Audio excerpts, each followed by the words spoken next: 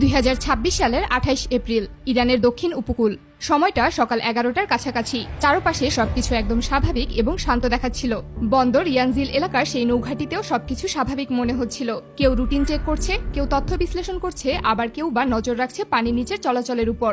Radar screen পর্যবেক্ষণ করতে থাকা সিনিয়র অফিসার কাশেম রেজা প্রথমে বিষয়টা লক্ষ্য করেন।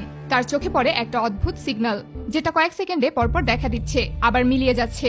শুরুতে বিষয়টা তেমন গুরুত্ব দেননি তিনি, কারণ এই অঞ্চলে পানির নিচে বসানো সেন্সরগুলো মাঝে মাঝে বড় মাছ বা সমুদ্রের অন্য কোনো প্রাণীর কারণে ভুল সিগন্যাল দেখাতে পারে। এটা নতুন কিছু না। কিন্তু কাশেম রেজা কিছুক্ষণ ধরে মনোযোগ দিয়ে সিগন্যালটা পর্যবেক্ষণ করতে থাকেন। প্রথম 5 মিনিট তিনি শুধু দেখলেন একই প্যাটার্ন, একই জায়গায়, একই আচরণ। সিগন্যালটা আসছে আবার যাচ্ছে। সিগন্যালে কোনো এলোমেলো ঘটনা নেই, কেমন যেন একটা অদ্ভুত নিয়ম মেনে চলছে। এখানেই তার সন্দেহ শুরু হয়, কারণ যদি এটা কোনো মাছ হতো তাহলে এতক্ষণ একই জায়গায় থাকার কথা না। কিন্তু এই সিগন্যালটা যেন এক জায়গাতেই আটকে আছে। তখন তিনি সিদ্ধান্ত নেন বিষয়টা আর হালকাভাবে নেওয়া যাবে না। তিনি সঙ্গে সঙ্গে অন্যান্য পানির নিচের সেন্সরগুলো অন করেন। আশ্চর্যের ব্যাপার হলো প্রতিটি সেন্সরেই এক ধরনের সিগন্যাল ধরা পড়তে শুরু করে। কাশেম রেজা দ্রুত তার ঊর্ধ্বতন কর্মকর্তাদের জানালেন।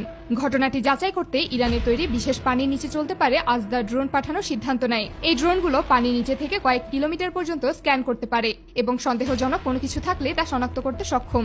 ড্রোনটি দ্রুত সেই নির্দিষ্ট এলাকায় পাঠানো হয়। কিছুক্ষণ পরেই রাডার কন্ট্রোল রুমে থাকা সবাই একসাথে চমকে ওঠে। স্ক্রিনে পরিষ্কার দেখা যাচ্ছিল একটা সাবমেরিন তাদের দিকে এগিয়ে আসছে, কিন্তু সবচেয়ে বড় সমস্যা ছিল এটা কোন দেশের সাবমেরিন সেটা বোঝা যাচ্ছিল না।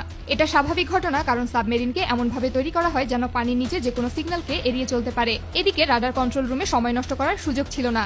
ইরানের কাছে তখন ছিল তাদের নিজস্ব তৈরি ফাতেহ ক্লাস সাবমেরিন। এই সাবমেরিনগুলো ছোট হলেও বেশ ক্ষমতা সম্পন্ন। কাছাকাছি বুশেহর নৌঘাটি থেকে একটি সাবমেরিন তখন নিয়মিত মহড়ায় ব্যস্ত ছিল। জরুরি বার্তা পাঠানো হয় তাদের কাছে এবং নির্দেশ দেওয়া হয় দ্রুত ওই এলাকায় যেতে। কিন্তু সমস্যা হলো এই সাবমেরিনগুলো খুব দ্রুত গতির না, সেখানে পৌঁছাতে সময় লাগবে। আর এই সময়ের মধ্যে অজানা সাবমেরিনটি ইরানের সামুদ্রিক সীমার ভেতরে ঢুকে পড়ার সম্ভাবনা বেড়ে যাচ্ছিল। যদি সাবমেরিনটা ইরানের সীমানার কাছাকাছি চলে আসে তাহলে তারা গুরুত্বপূর্ণ তথ্য সংগ্রহ করতে পারে। তাছাড়া মধ্যপ্রাচ্যের এই চলমান পরিস্থিতির মধ্যে বড় ধরনের কোনো ঘটনার বিষয় উড়িয়ে দেওয়া যাচ্ছিল না। এই অবস্থায় ইরান এক গুরুত্বপূর্ণ সিদ্ধান্ত নেয়। কাছাকাছি আন্তর্জাতিক জলসীমায় তখন টহল দিচ্ছিল রাশিয়ার একটি অত্যাধুনিক বেলগ্রোড সাবমেরিন। এটি বিশ্বের সবচেয়ে বড় সাবমেরিন হিসেবে পরিচিত। ইরান ও রাশিয়ার সম্পর্ক ভালো হওয়ায় দ্রুত যোগাযোগ করা হয়। রাশিয়ান সাবমেরিনটিকে অনুরোধ করা হয় ঘটনাস্থলে যেতে। এই সাবমেরিনের বিশেষত্ব হলো এটি পারমাণবিক শক্তিচালিত সাবমেরিন, যা 6 মাসের বেশি সময় পানির নিচে থাকতে পারে। বিভিন্ন প্রতিবেদনে বলা হয়েছে এটি 60 থেকে 90 কিলোমিটার প্রতি ঘন্টায় চলতে পারে। মাত্র অল্প সময়ের মধ্যেই এটি সেই এলাকায় পৌঁছাতে শুরু করে।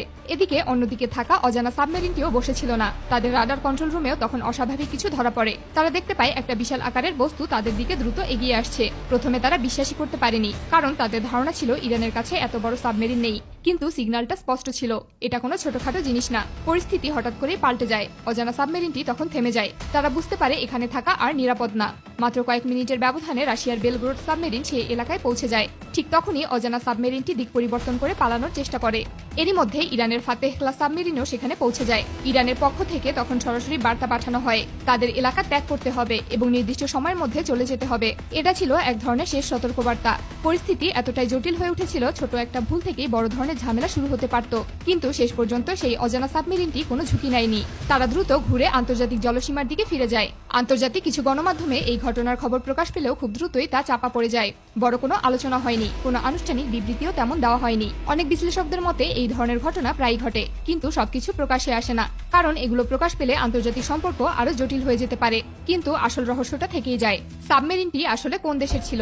কেন তারা ইরানের ওই এলাকায় এসেছিল? তারা কি কোনো তথ্য সংগ্রহ করছিল, নাকি এটা ছিল কেবল একটি পরীক্ষা? এই প্রশ্নগুলোর কোনো স্পষ্ট উত্তর এখনো প্রকাশ করা হয়নি।